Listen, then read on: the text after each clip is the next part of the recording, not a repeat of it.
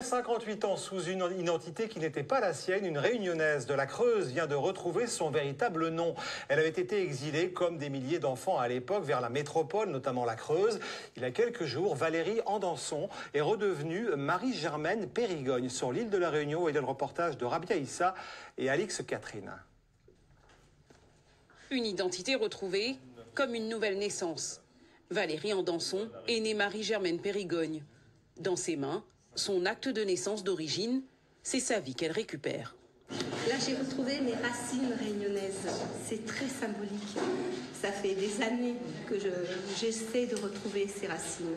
Née le 24 mars 1963 à Boisneuf-Saint-Paul, Marie-Germaine a été placée par l'aide sociale à l'enfance à l'époque et envoyée en exil dans la Creuse à l'âge de 3 ans pour être adoptée.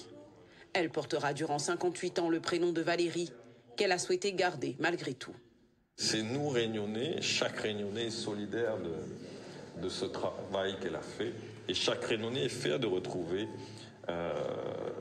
tous ceux qui sont partis aujourd'hui, qui reviennent et qui renouent avec cette terre, avec ses racines ici à La Réunion. Donc voilà, moi je suis ému et on va signer cet acte de naissance.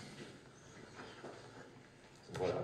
Un moment incroyable pour cet enfant de la Creuse, aujourd'hui Saint-Pauloise. Quelquefois, j'ai touché le fond parce que, au départ, le tribunal de grande instance de Guéry a refusé, totalement.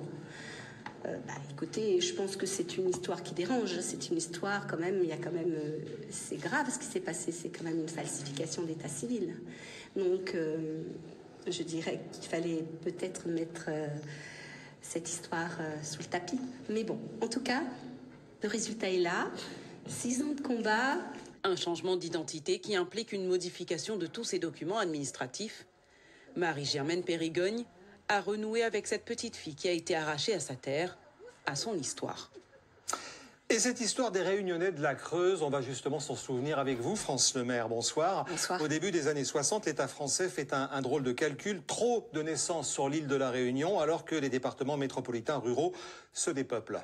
Qu'à cela ne tienne, Michel Debré est alors député de la Réunion et il a l'idée de déplacer des enfants de l'île vers la métropole. Alors on le voit sur cette archive avec la légende « Avec Michel Debré pour notre avenir ». Cet exil forcé dure entre 1962 et 1984. Il représente 2015 enfants, un peu plus de 2000 enfants, qui sont essentiellement allés dans le département de la Creuse. Alors, qui sont ces enfants? Eh bien, pour l'essentiel, des orphelins, enfin, pour une petite partie d'entre eux, des orphelins, mais pour une grande majorité, des enfants arrachés à leur famille, déracinés au prix de belles promesses. Alors, ces promesses, quelles sont-elles? Eh bien, rentrer chez eux pour les vacances et puis pour pouvoir poursuivre des études, avoir une belle vie. Et alors, ces promesses, elles ont été tenues?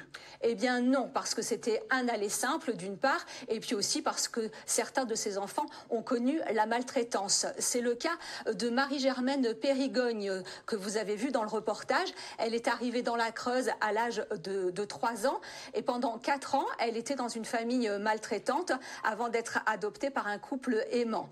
Alors aujourd'hui, le sourire qu'elle affiche, comme vous le voyez sur cette photo, c'est celui de sa victoire, la victoire d'avoir retrouvé son nom et son identité.